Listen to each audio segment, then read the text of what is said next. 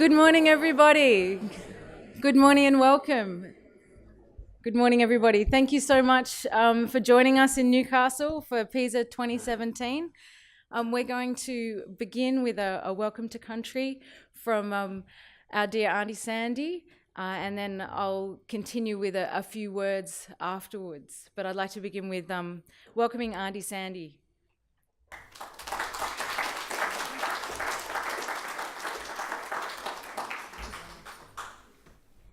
Thank you so much. Good morning, everyone. For that beautiful introduction, I am Sandra Griffin. I'm an elder of the Pambalong clan, which belong to the now known Awabakal tribe, but we're connected with the Awabakal tribe, but we are connected with the Warramai tribe, and a lot of the other people who are a lot older than me.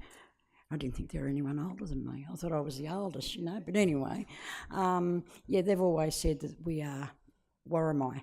Now, how that came about, I found out a lot of my younger relatives, because we haven't got the know-how, like all you beautiful people out here, you've got the know-how how to do things and get on these machines and do things, but they found our...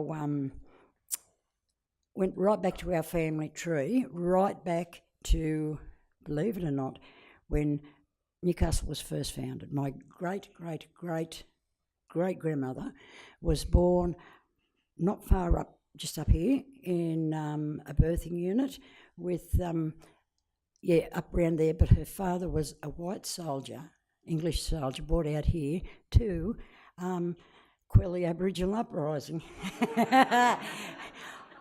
I'm loving, I can prove it. See, look. See, Newcastle's a place of love. and I do hope that our totem, the sea eagle, flies over and protects you all for the next 4 days, and that our ancestors look after you and keep you safe no matter where you are and whatever you do.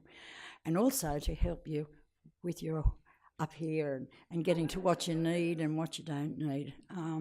But I'll be coming back and either jumping on Daniela or Maree and saying, come on, I need to learn a whole lot more about this, because I used to be the elder at Wallatuka at Newcastle University, and then my son came over and worked, and it was the best job. And the young ones had always come to me and talked to me, why do we need to do this and why do we need to that? Because they know me and they know I'm up on Strait, and I'll stand and I'll make them face the facts of the way they are. And I said, well, I was walked to the gates when I was 15-year-old, at high school, and told they couldn't help me anymore. Why? Because they didn't think that we had a brain big enough, to do anything. I said, so the government owes me an education through you guys. And believe it or not, it has stuck in with a lot of the kids. Yeah, and they've gone right. It's right up ahead there, marks picked up, and the parents were proud, but I really miss the kids, and I was just telling Maree a while ago, So everyone, welcome to Warramai Awabakal country, and I hope you have a wonderful time, I really do. And I might pop back up here on Monday and say bye-bye to you, stand out the front, bye. But anyway, thank you very much for listening to me waffle on. Thank you.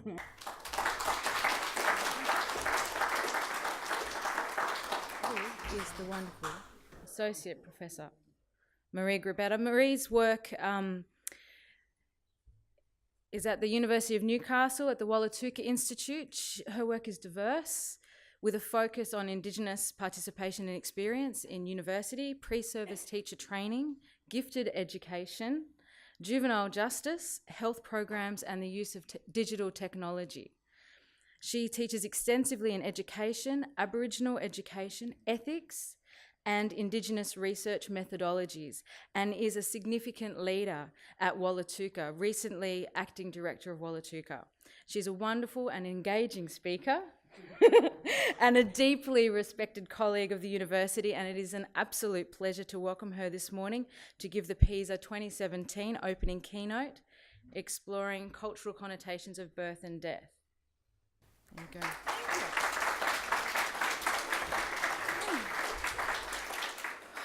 See, the problem with that is then people get all these expectations.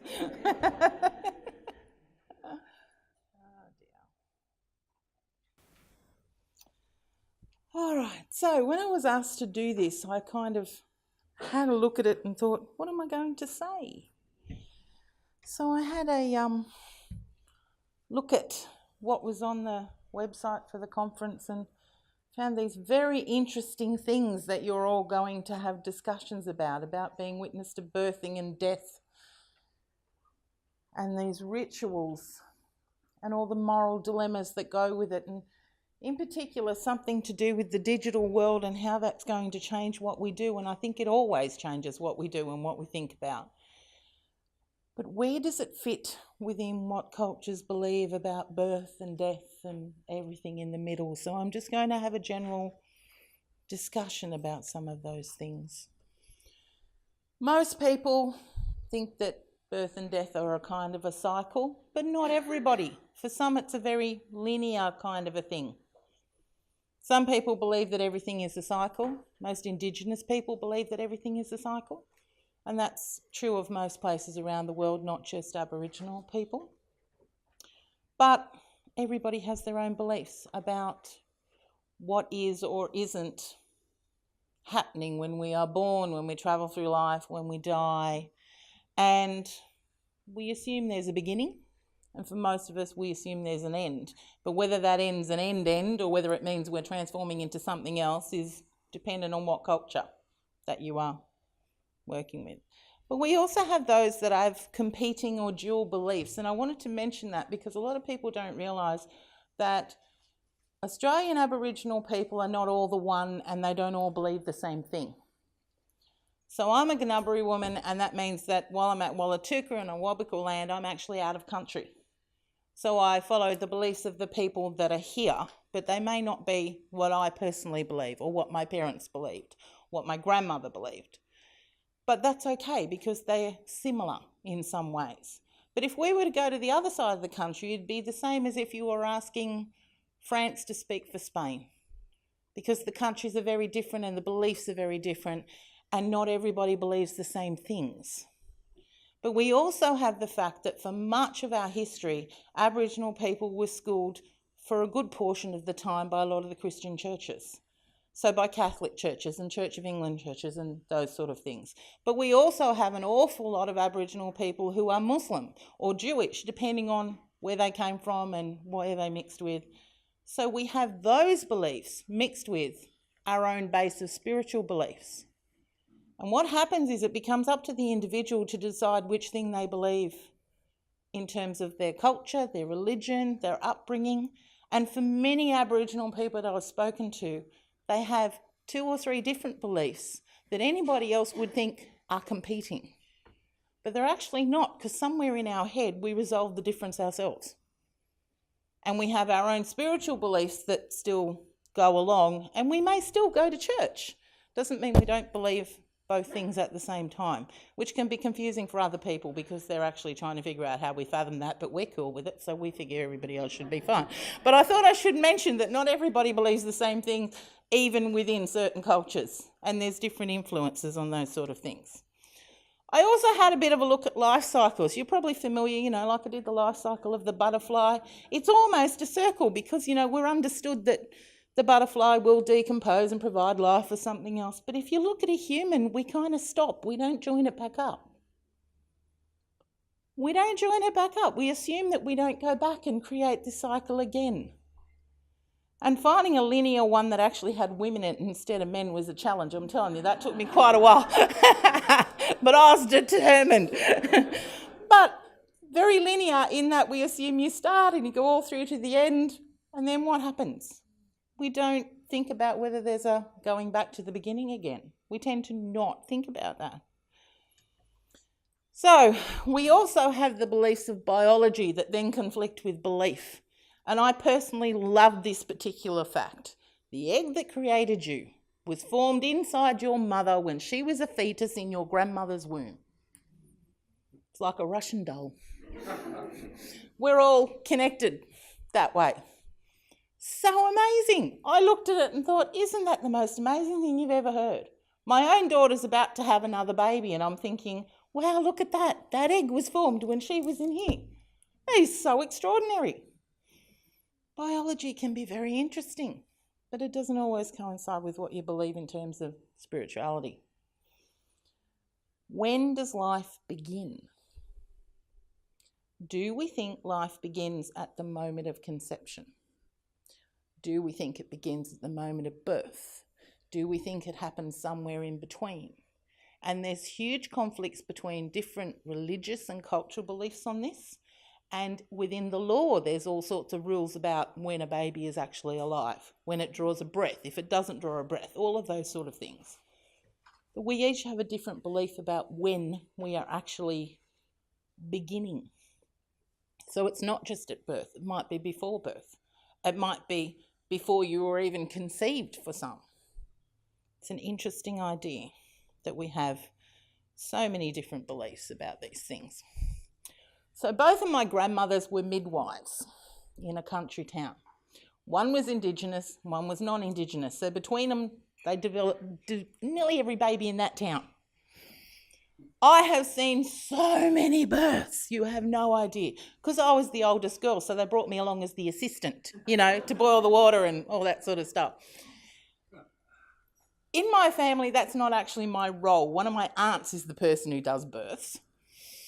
But nevertheless, I've seen many, many births. And quite often they're an extraordinarily uplifting experience. But we often don't consider what happens if it's not. There are an awful lot of women who have a very bad time. It's not what they expect.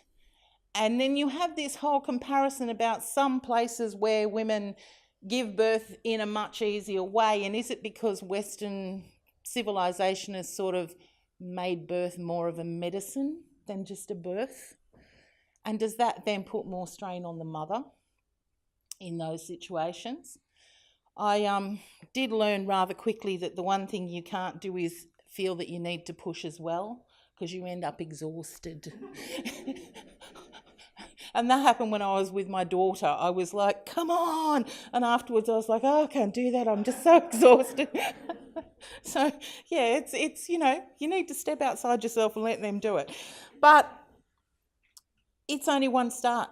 We start our journey with a birth of some kind, wherever you believe it starts, and then we go through life. And then life events might happen.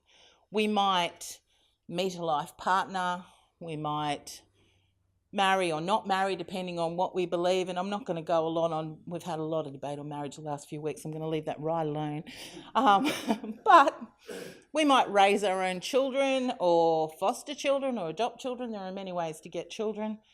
And that starts as we move through our lifetime. But we seem to see that birth is a miracle because it's life and it's created. And then we see that death is more of a mystery. We also have coming of age rituals. So in many cultures, there's some kind of initiation for both boys and girls.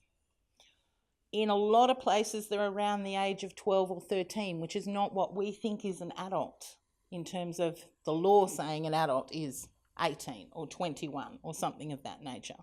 But in a lot of the non-Western cultures, the actual age of initiation is closer to 12 or 13. And what does that then mean for these children who in their culture are no longer children, but they're at school being treated as if they're children, which does make a difference for those children and their experience of the world. Now, having said that, I was a high school teacher, and I understand that at 14 you should put all the kids in the paddock and leave them there till they've got a brain. But that's not to say that some children are more responsible than others, and in some cultures they're expected to be. So they're going to have a different experience of education than others that are expected to be 13 and silly. So that then makes a quite vast difference between who is in our high schools and what they're doing. And sometimes that can make schooling incompatible with what you know from the outside. So I think we do need to consider those things as something that could be a conflict for a lot of our children.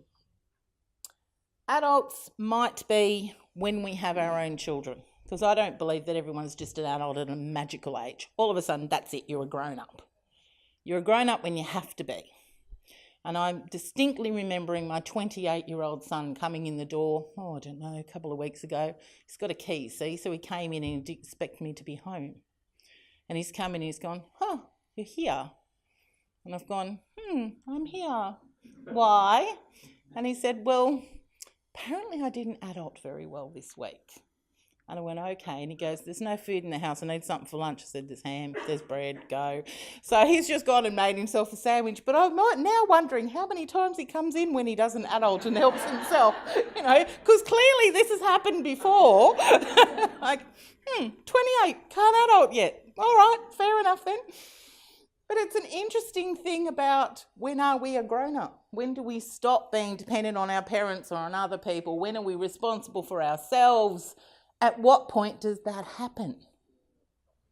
Is it when we have our own children? Is it when we lose our parents and therefore we've got nobody to call and say, I need help with this? I mean, at some point he's going to not adult and my house will no longer exist and neither will the food. So he's going to have to get it somewhere else. That could be when he's 60. I have a cousin, and this is legend in my family, my cousin. Bless him, he was lovely. He's a lovely man, he really is. He stayed with his mother until she was 88. So he was 60. And then, of course, she passed away. It's very sad. But here's the problem. Brian couldn't even boil an egg. Nothing. His mother done it for him his entire life. So here's his 59-year-old sister trying to teach him how to make toast because she couldn't leave him in the house by himself and he obviously didn't know how to do anything. So we will say that Brian didn't really ever learn to adult at all. It's quite interesting how sometimes that happens because we keep our children home for longer and longer and longer in this society. A lot of children don't leave, and some of that's because they can't afford a house and they can't afford this. But sometimes it's also because they don't want that responsibility of growing up and being an adult. So at what point do we become an adult? How do we move on to that next phase of life? When we're talking about beliefs, we talk about those that believe in cycles. So I'm going to talk particularly about some of the things that I believe from my family, but also from some things that were told to me for various people, because at one stage I was researching the world religions when we had to teach them in school so that I had a better sort of a knowledge. In terms of reincarnation, my grandmother clearly believed that when we passed on, we came back, right? That was her belief. Now, she was a good Christian woman, but she believed from the Aboriginal sense that everything's a cycle, that when you go somewhere and a woman will walk past and the baby will choose to have that woman as its mother. So you were chosen and then that baby is born to that person. Now, my mother, having that belief, absolutely believed that I was my great-grandmother reincarnated. Absolutely believed this. My entire life believed that I was her. But here's the problem. She was scared to death of her grandmother. And she would say that as a 3-year-old, she would do something and I'd give her this look, like, really? And she said, here I was being raised by my child. Now, to a certain extent, my mother was a lovely woman. She really was, but she always wanted more. She was married 4 times, she had 4 de factos, and we won't even count the others in between. It was so embarrassing. My grandmother just, at her funeral, couldn't hack that we had to give all the surnames. She was just, do you have to? I said, legally it's a requirement. She goes, I have to go outside. Because she just couldn't hack it. But it gives you an idea that, some of the time I might have been looking at my mother like, really? Because it was just, really, woman, is this reasonable? But she firmly believed that I was this great-grandmother that terrorised her whole life and wouldn't let her do anything. And then here I was, reborn as her oldest child, who spent the next whatever looking at her like, how dare you do these things? Whether or not I believe that, I don't know. I certainly believe that some children have been here before, really have been here before. And there is a great school of thought amongst some of the gifted education, particularly among the Buddhists and so forth. They believe that a gifted child is not so much a gifted child, but simply one that has been here many, many times. So they learn to read easier because they've already learned to read. They learn to ride a bike more easily because they've already learnt to ride a bike 6 or 7 times in previous lives. So this is some of the understanding of what might be, what might be in some people's beliefs in those terms.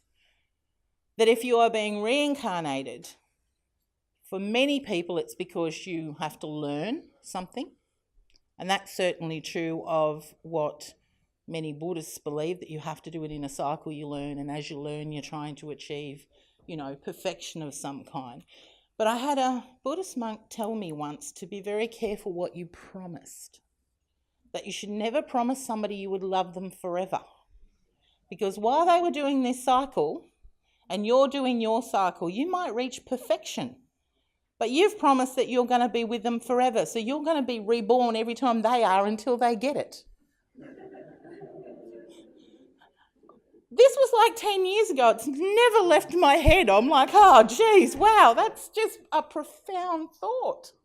Don't promise you'll love someone, forever to the end of time or whatever, because you're actually linked to them again and again and again and again. Like, I just found that mind-blowing. Where do we go when we die? Everybody's going to have a different idea of where that is. You can't ask somebody, do they believe in heaven or hell, because you're immediately deciding that they've got some kind of Christian background. You could ask somebody, do they believe in reincarnation? But again, that presupposes some kind of spiritual, cultural belief. There are people who believe that the light that we see when we die is some chemical in our brain. And I'm not saying we even see a light, but people have said we do.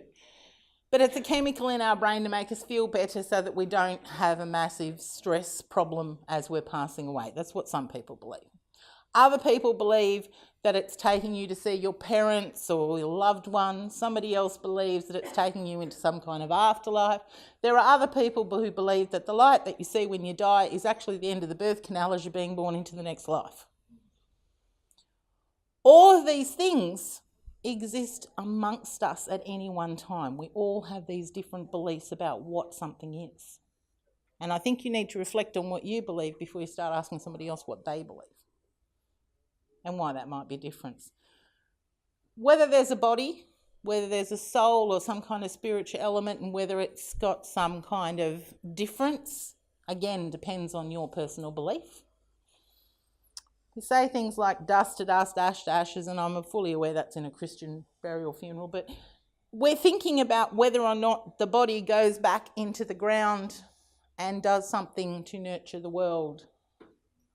And we spend so much money trying to make sure that doesn't happen. Massive coffins that are waterproof, and God, you can get them with Innerspring mattresses and things. Like, it's just, really? I think the most sensible conversation I had with somebody about preparing somebody to die was one of my grandmothers when my grandfather passed away, and we said, what do you want him to dress him in? She said, pyjamas, he's sleeping.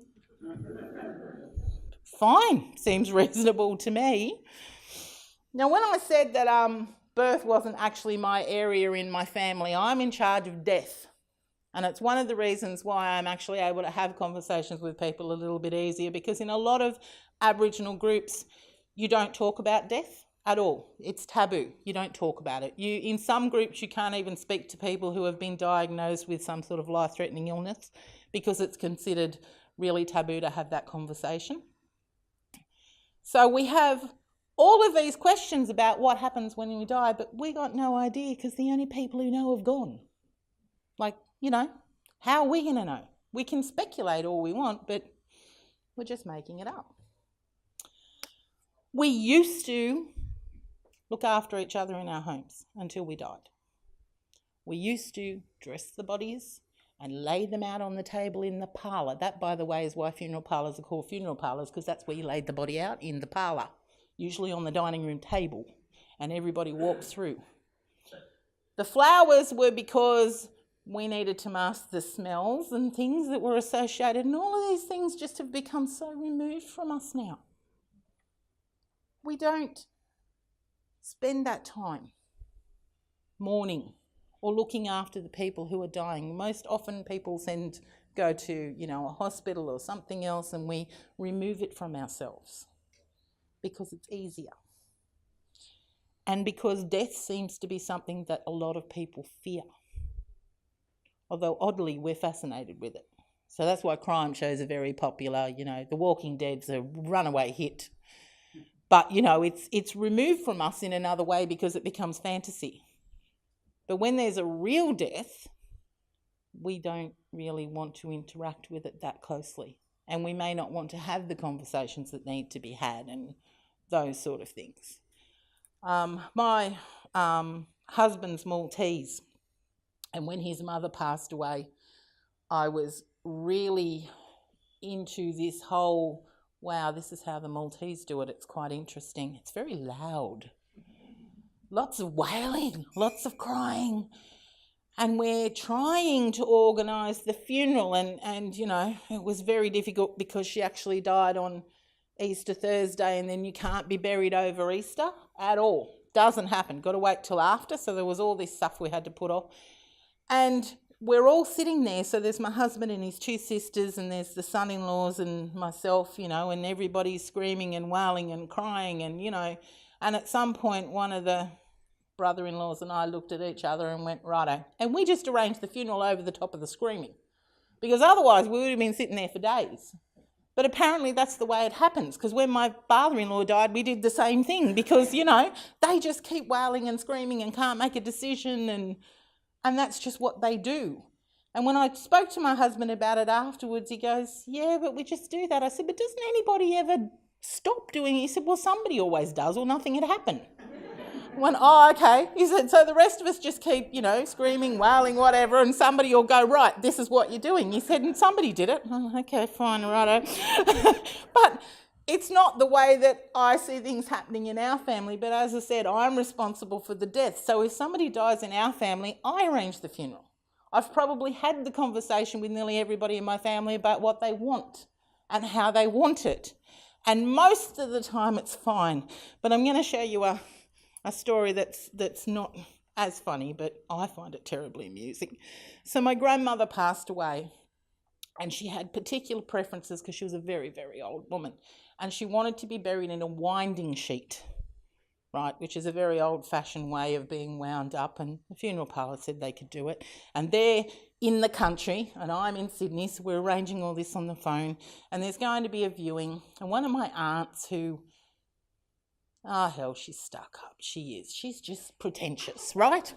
Anyway, she starts going on and on and on about how she wanted my grandmother to have a really nice manicure so that she was laid out all beautiful, right? And I'm like, really? Okay. So I rang up the funeral parlour and I said to them, look, I've got this aunt. She's coming to the viewings. She's going to see her. It's really important to her that, my grandmother's all manicured and everything. Can you do it? And they said, sure. And I went, okay. So the next day I get there, and here's the poor funeral guy. And I've got to tell you, I've never seen a man so agitated. He was doing this with his hands. And he's all freaking out. And I'm like, what's the matter? And he goes, your aunt's so upset. And I went, really?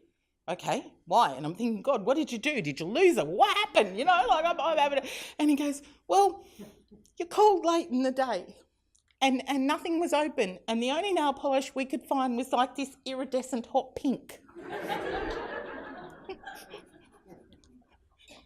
I just started laughing. I just was laughing, and he's looking at me like I've lost my nut, because this is a funeral, and I went, oh, my grandmother would have thought that was great.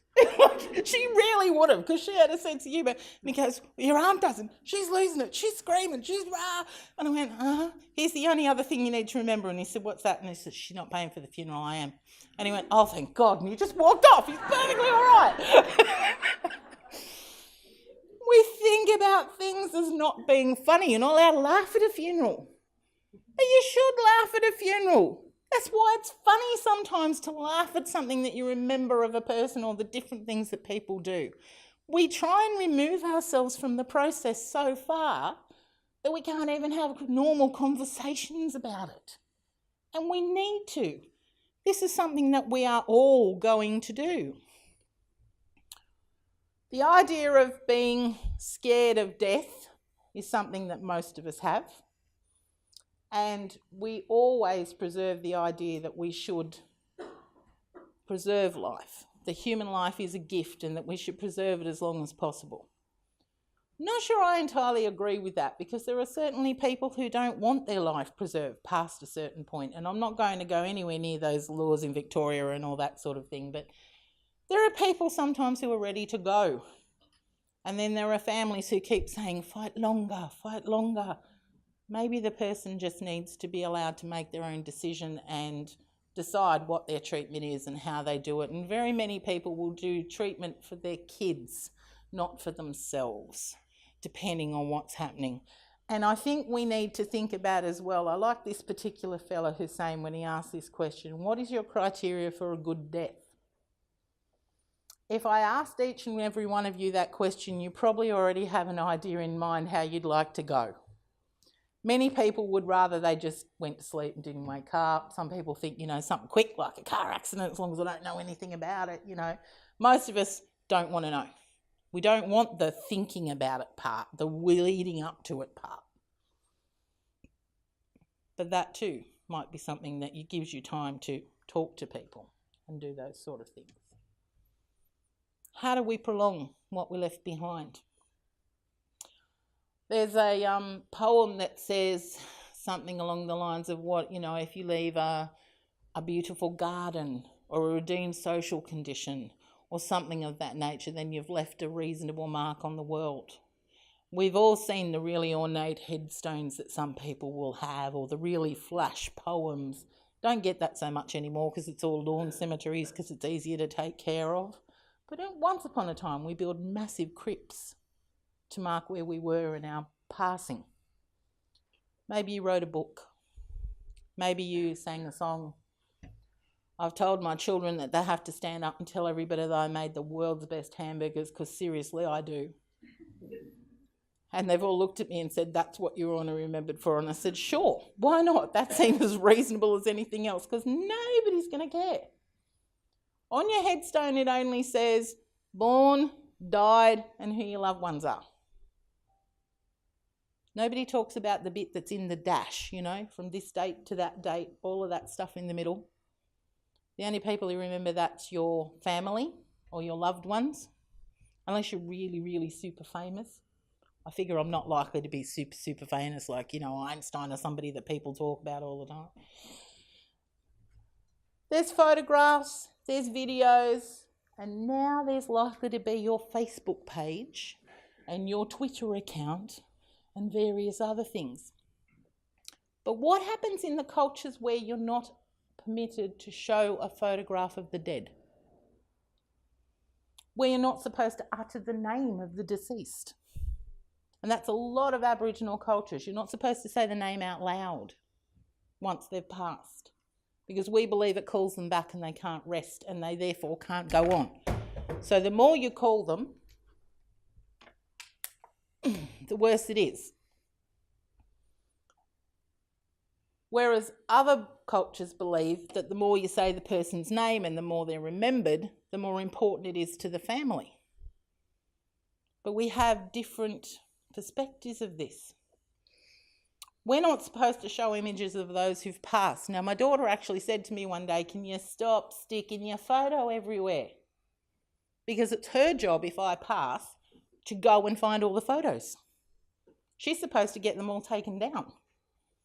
And she basically said, the more you do, the less likely that's going to happen, because you just keep wandering around getting your photo everywhere. But that's her job. She's going to have to figure it out.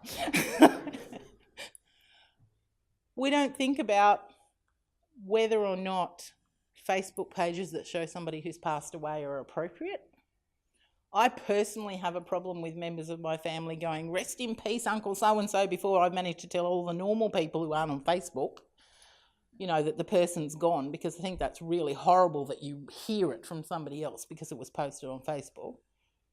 But a lot of people don't see anything wrong with it. They think they can just, put things up and talk about it, and because the internet and the way we work on social media is new, but it's also becoming more and more acceptable. So then we have this contrast with people who believe you shouldn't be doing that because you're actually disrespecting the dead.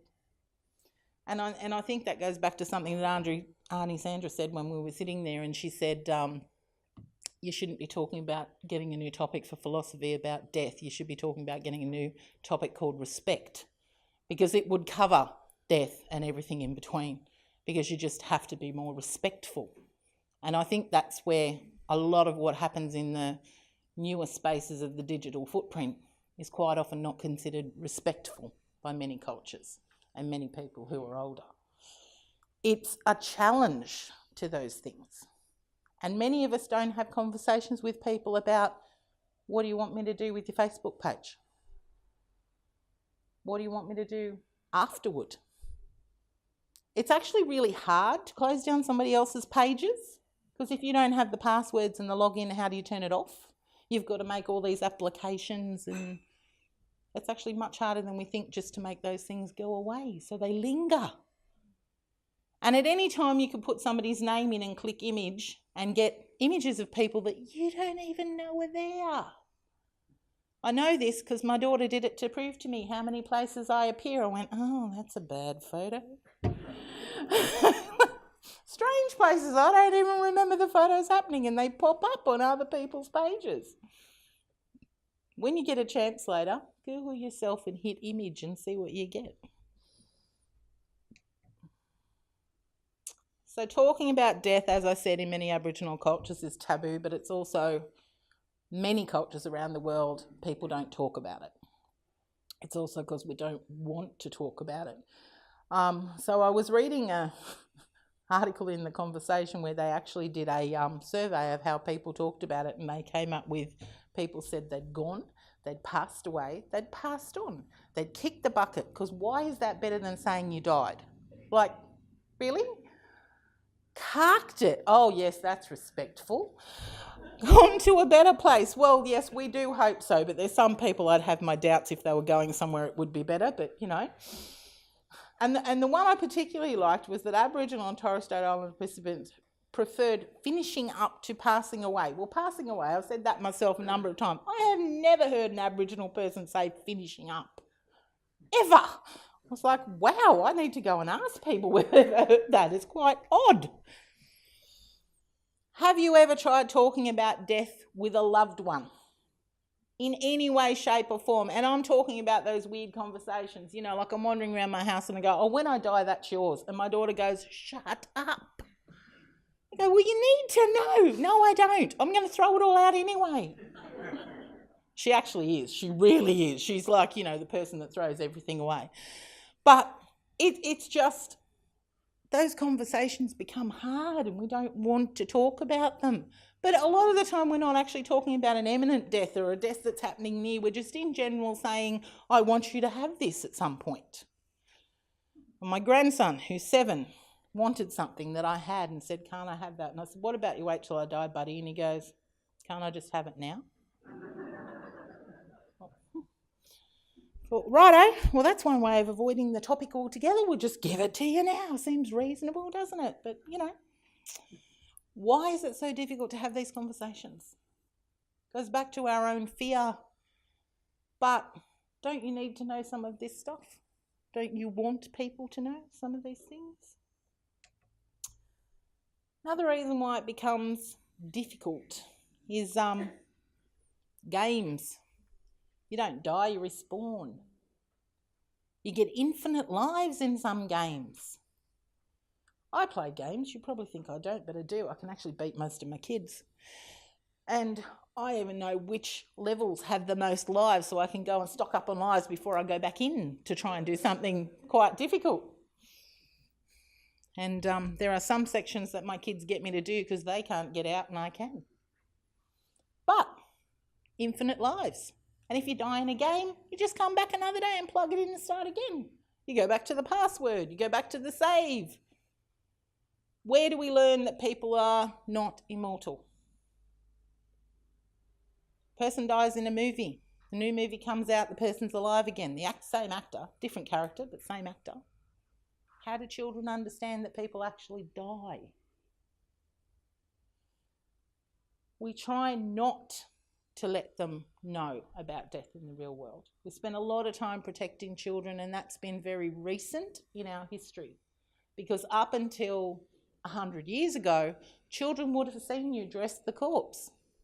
They would have been to the funeral with you, that sort of thing. But we try to hide it from them. I particularly like that, you know, most soap operas kill at least somebody off once a year and bring them back. It's really, really important with these things.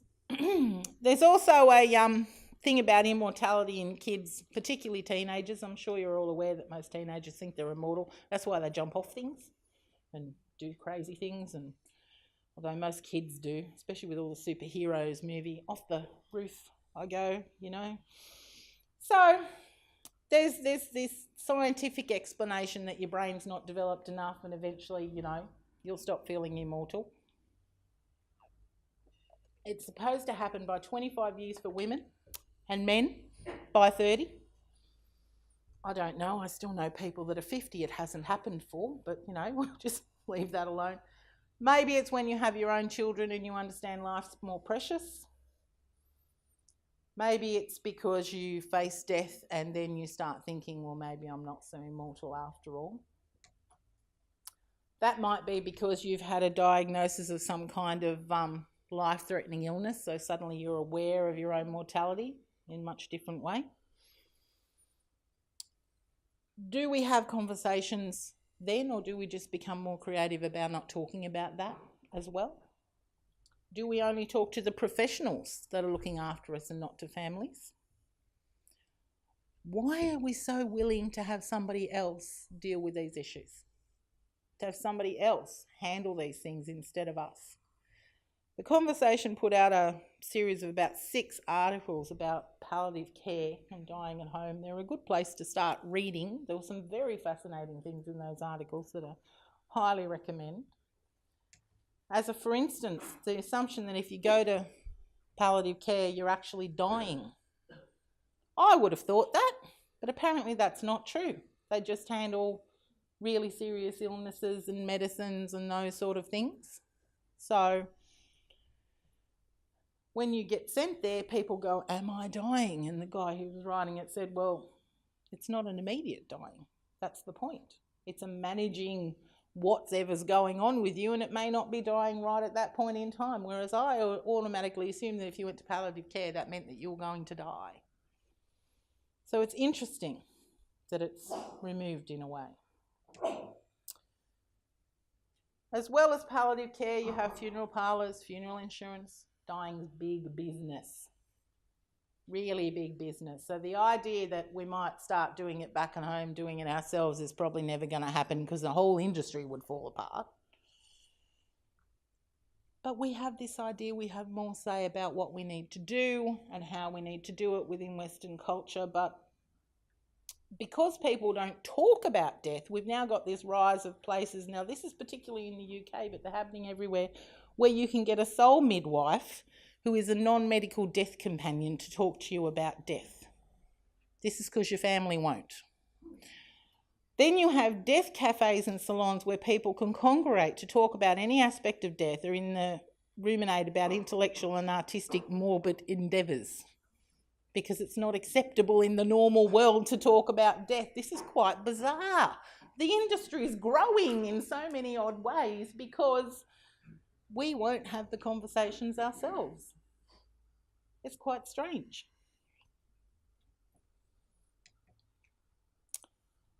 After someone dies, we're all probably familiar with the stages of grief.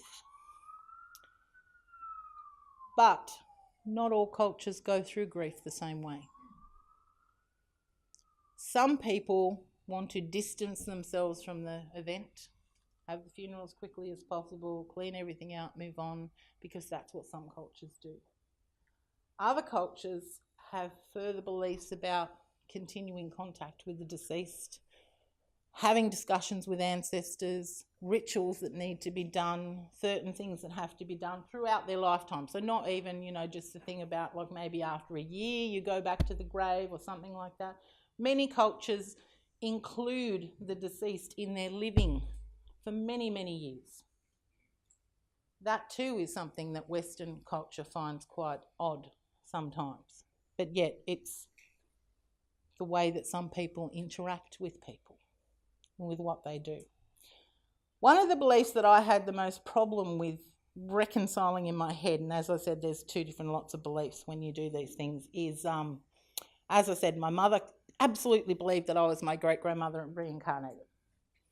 She also believed that my great-grandmother would appear to her and talk to her and to my grandmother. I could never figure out how she was doing both things at once.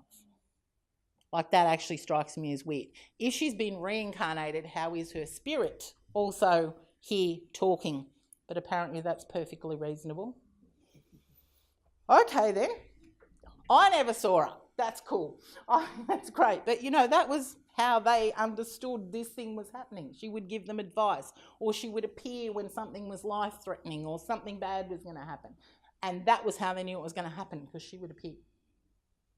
And yet, she was supposed to be reincarnated. So I'm not sure how many bits of spirit you have floating around, but apparently these things were personally reasonable.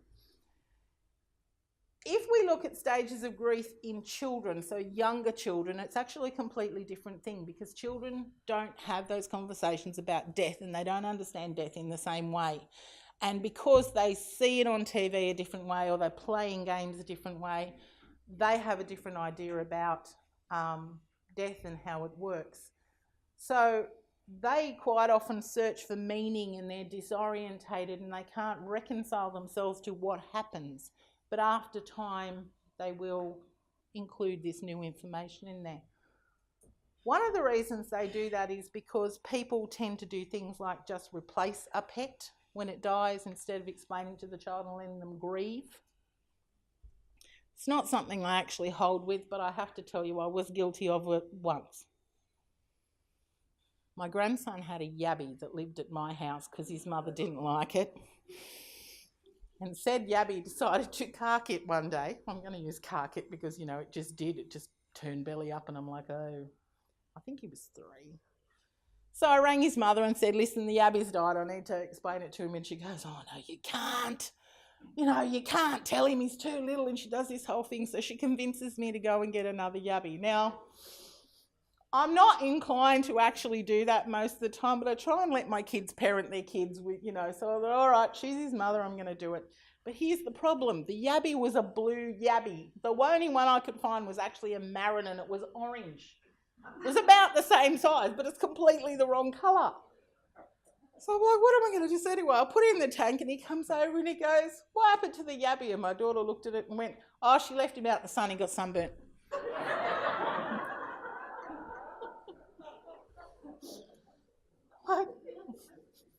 Okay then. Okay. Very weird.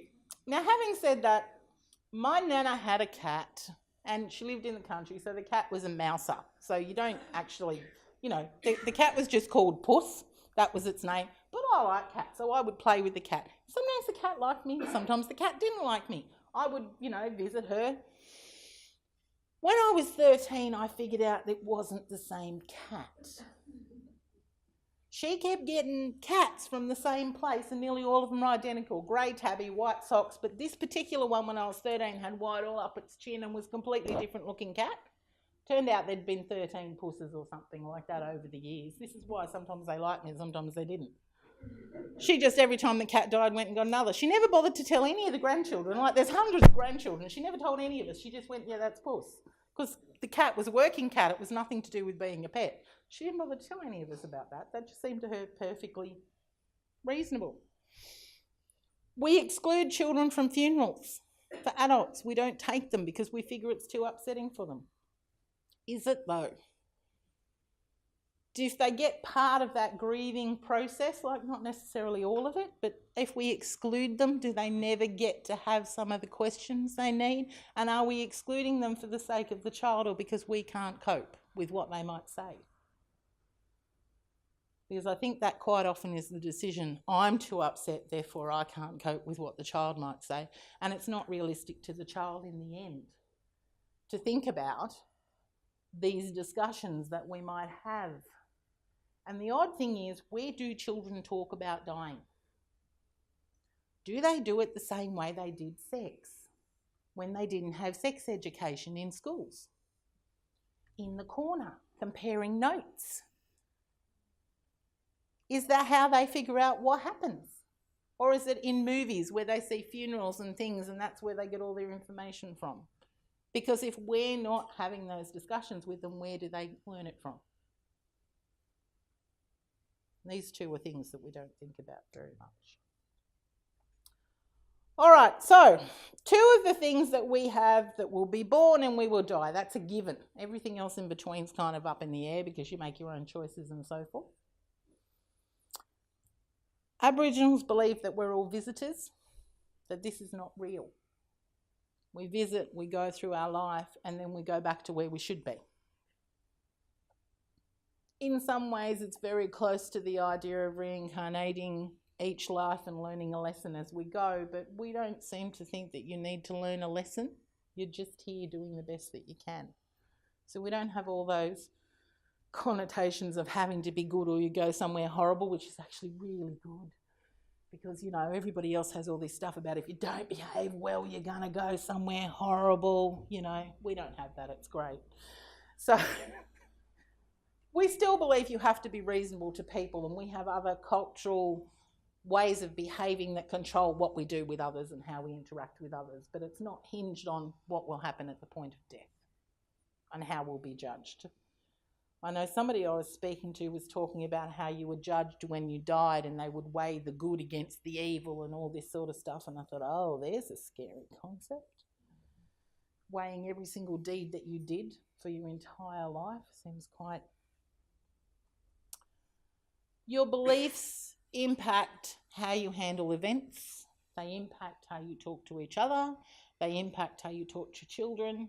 They impact your beliefs on education and what children should know or not know, what we should talk about in terms of all of the things that we might have. But also we have the whole moral and ethical dilemma of what we're doing. The problem with this particular topic, which probably sounds a very depressing way to start the day and all the conversations you're going to have for the rest of the day, is that when we discuss this, we feel it. We actually feel it. It's not a topic you can have over here, because at some point you're going to attach all the connotations to it for what you believe and what others believe and the discussions that you've had and things that have happened in your lifetime and those that you've lost or may lose or something that happened to yourself. And we can't have the discussion without understanding that we are going to feel it. So that's the first thing that you have to do when you start having these more serious discussions, is acknowledge what you feel about it and how you feel before you can move on into talking about other topics. I think some of the papers in this conference are outstanding, and I think that some of the discussions you're going to have are going to be very, very interesting over the next few days. And all I want to really say to you is try and be as open-minded as you can and be as brave as you can in having some of those conversations about what needs to be said. Because the fear is the thing that gets in the way. And it shouldn't. Because at some point we're all going to go somewhere. I don't know where. Whoever's first can come back and tell us. All right, I've referenced a few of those articles I used from the conversation if anybody wants them. Thank you.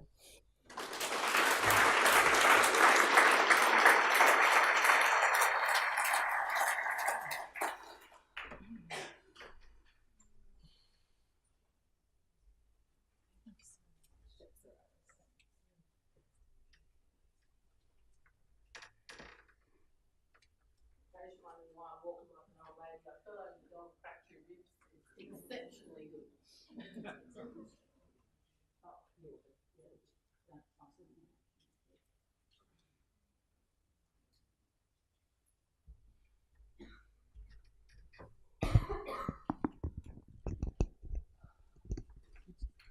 So, do you want me back up there? No, stay well, wherever you want to be comfortable. Yeah.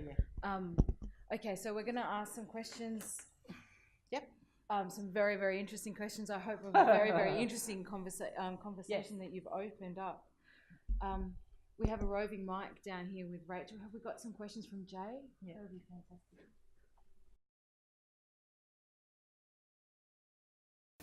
You said something about the taboo, speaking about death as taboo and several Aboriginal people. Yes. But towards the end, I think you seem to insist that it's important to talk to the children about death so that they understand the death in a better way than from the media and so on.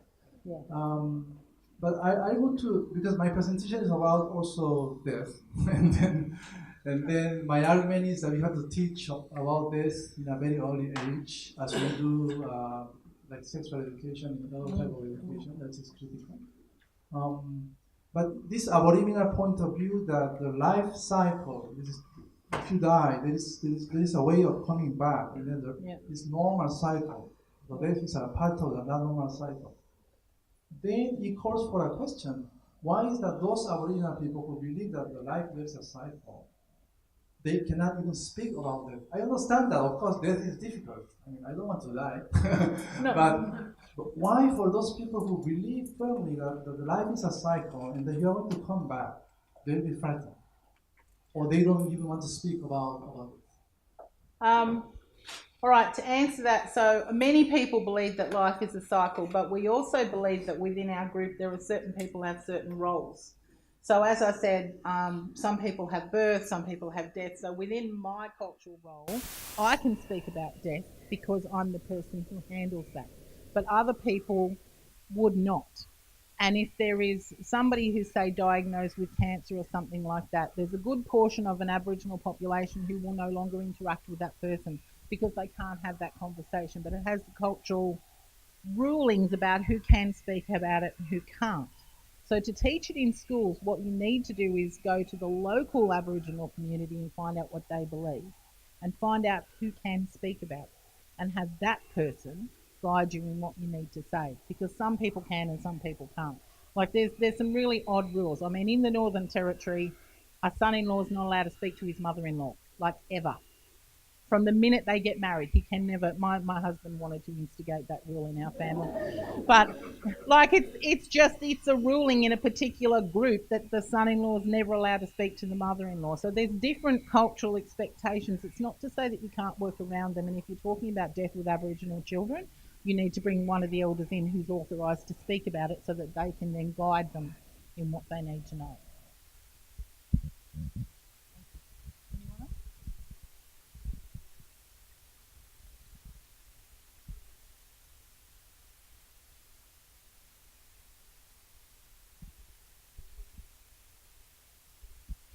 More in the nature of a comment. Thanks very much for a very stimulating talk. The comment is, one of the things about death is that we're actually scandalised by it, that human beings have this sense that they weren't made for death.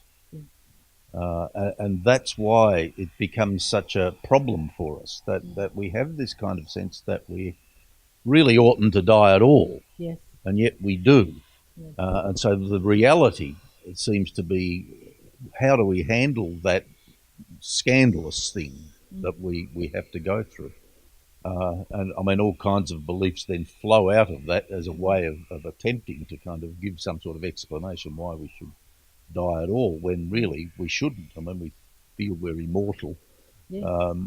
And it's not just a kind of feeling that has no basis in some ways. I mean, we actually do more than feel it. We're convinced in some sense that really we oughtn't to die at all. I mean, and from that flows a whole lot of things about why we might not want to talk about it, seems to me, and why we keep looking at ways of staying alive even longer. And celebrating, you know, we're now living 10 years more than we used to, and really we should be able to live indefinitely, basically. So I think there's something about that, the idea that it's scandalous. I agree with you, because there was a time when death was more acceptable and part of the cycle, and now we seem to be prolonging it in various ways. You know, nature's looking at how long we can keep people alive, but also the quality of life, because what's the point of prolonging it 10 years if you still can't move, you know? And that reminds me of something my grandmother said to me when she was 90, and she said, do you know what it feels like to be 90? And she lived a long time for an Aboriginal person. And I said, no, what does it feel like? She said, when I wake up, I'm 16, and then I try and get off the bed. So prolonging life is one part, but we have to prolong it in a life that we can actually live as well. But if we prolonged everybody's life and everybody now lived to be over 100, which is close, maybe over 200, are we then going to limit the births? Because we're just going to overpopulate the place. If we don't die, we don't make room for the new ones. So what happens then? Does everybody do what, like, you know, China had, everyone's only allowed one child, so we halve the population or something? Like, you know, we have to have more consequences for what we're doing for messing with the cycle.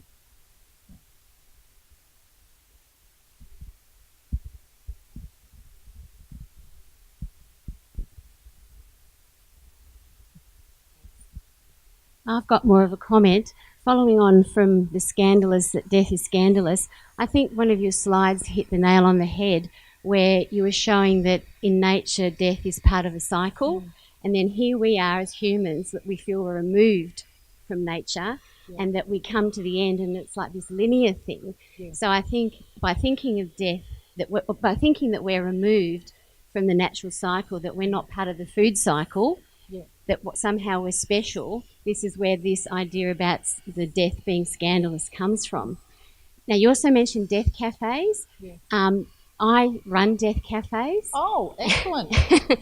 And it's what my presentation is going to be about for those that are interested. And it's not a part that they're not part of the industry, the death industry. They're actually a grassroots generated activity. And in the last 5 years, there's been an explosion of those kind of activities based in the arts-based and conversation-based.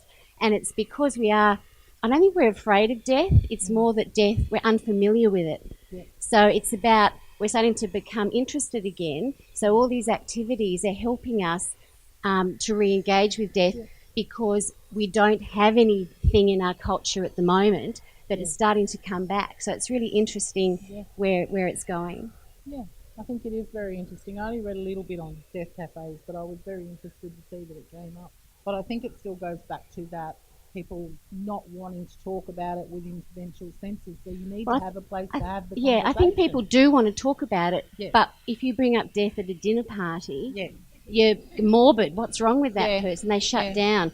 So these death cafes are creating lovely spaces. I had the same problem with that. the Keynote, thinking, how do you talk about death without being morbid, really?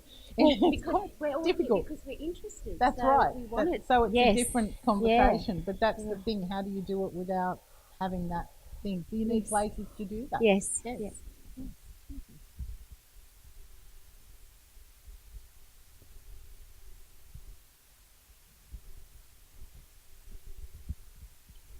Kia ora, Maree. I'd like to acknowledge your contribution, which I think is really important to this conference as a local scholar, shall we say, someone who lives here. And so much of what you said about your cultural beliefs chimes with Māori beliefs. And Māori, we always mihi to our dead. We agree to our dead. We always talk about our dead. When we enter somewhere formally, we call to our dead. And we always say, one of the common ways to acknowledge the dead is to say, go back to the permanent home for the human being. So that chimed with me, what you were saying about the cyclical nature of things. But then you started talking about how you can't talk about death in the culture, and you have to hide the images, whereas in ours it's quite the opposite. We put up the photos of the dead inside our meeting houses, and we almost privilege death.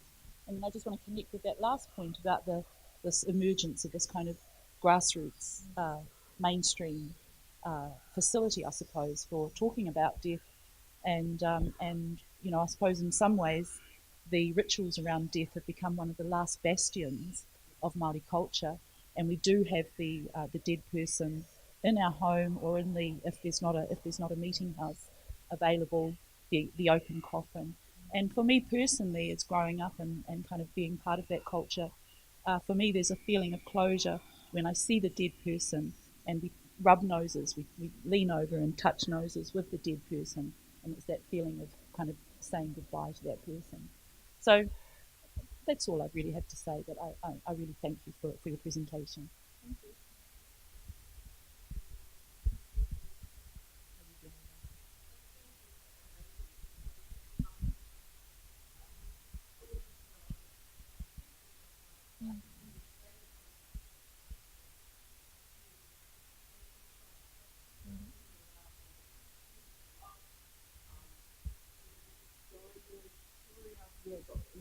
At the moment where we've kind I don't know what words you can use, we've denied people life. But I suppose the reinsertion of that kind of existential subject into public discussion to me seems so valuable at the moment, but we're struggling publicly to be able to have that discussion. So I'm just wondering what kind of contribution or what are the public benefits, I suppose, of being allowed to talk about these things really publicly and not making them such a personal or private discussion. Well, I think the other problem we've got is what the media does to whatever you say, because all of the stuff about the bill in Victoria has ended up with trolls on both sides turning it into something else when maybe it isn't necessarily something else. It might be something that's of particular weight to those people who might need the bill or their families who might see the bill as particularly important, and the people who oppose it because of their own cultural beliefs and various reasons. As a for instance, I think something that might be opposed in part of the discussion, there's a whole lot of talk about donating organs when you die. My husband's belief, and I don't know that this is particularly Maltese, just his family or whatever it is that if you are buried without every single part of your body, you'll come back looking for it. And one of my children said to me, so if he died and they asked you to donate the organs, and I went, hell no, if there's even a chance he's going to come back looking for this, no. Like, clearly he doesn't believe it, so I'm going to go with that. But that whole debate, if you have it with somebody, then starts with somebody who's talking about how badly someone needs the organs and so forth. Like, every part of death has a for and against, and people who are somewhere in the middle. And we have to find a way to have those conversations without attacking one another. So it goes back to that idea of respect. I respect your beliefs. You believe this, I believe that, and we have to be able to find a way to let that happen.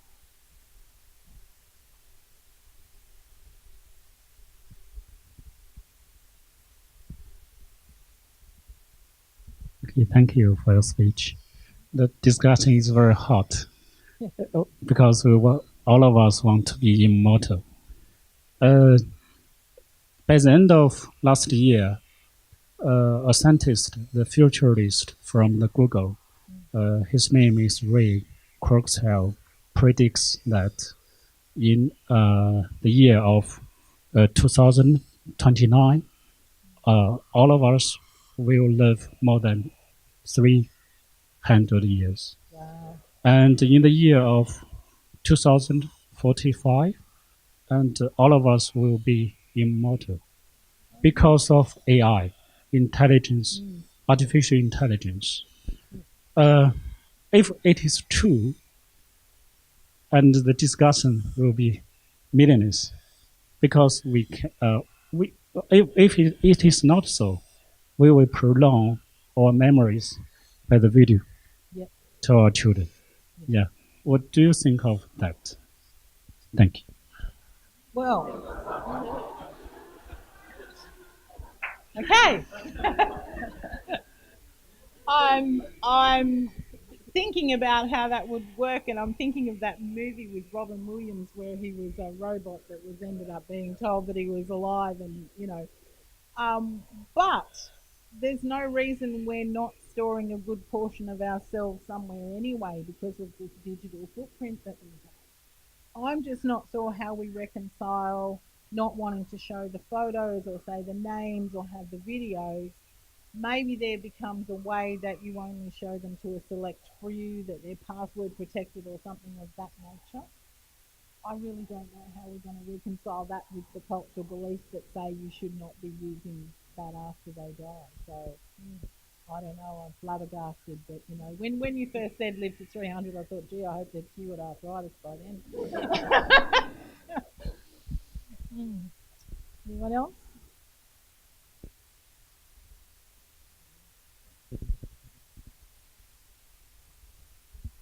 Kia ora. I was just thinking about what you were saying about the concept of respect, and I'm wondering if you think that possibly has connotations towards that concept of we're all desiring immortality. Personally, I don't desire immortality, and I believe that comes out of hopefully a thought of my children and my children's children. I'm just wondering what you might think about those correlations. I still, I'm not real keen on being immortal either, because I understand that, you know, your children do things and your grandchildren do things, and there's kind of a evolution there, you know, progress through families and so forth. But I guess I can understand some people chasing immortality, but I still don't know that it's good for everybody to do that. And I think as well, as you say, it has to do with respect. I think one of the reasons we respect our elders so much is because they've lived so long and learnt so much, but we also know that they're becoming frail and they're going to go somewhere else at some point in time. If you become immortal, that takes that away as well. Like, does it take aging away? Then you don't have an elder. Like, it changes the whole way we work with people and what we understand about what an elder might be. You're 300 years old, it's really hard to dispute, well, no, you're only 100, what would you know? Like, it's very, it's going to change the whole way of, you know, looking at everything, isn't it? So, yes, it's an interesting thought.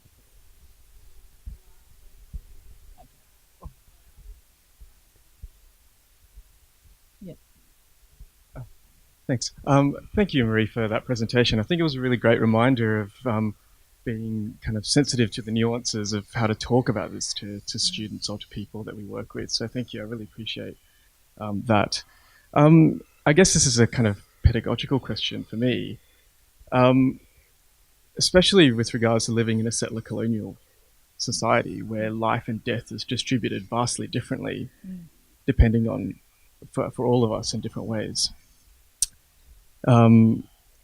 How do we go about talking and confronting those issues in the classroom, say, and especially in cognizance of a lot of the cultural nuances and that you mentioned.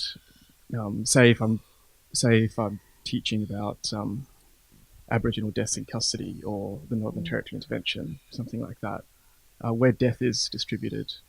Yeah.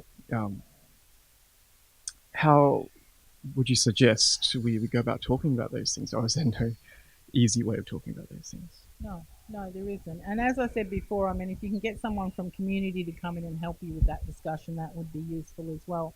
But I think you also have to look for the teachable moments.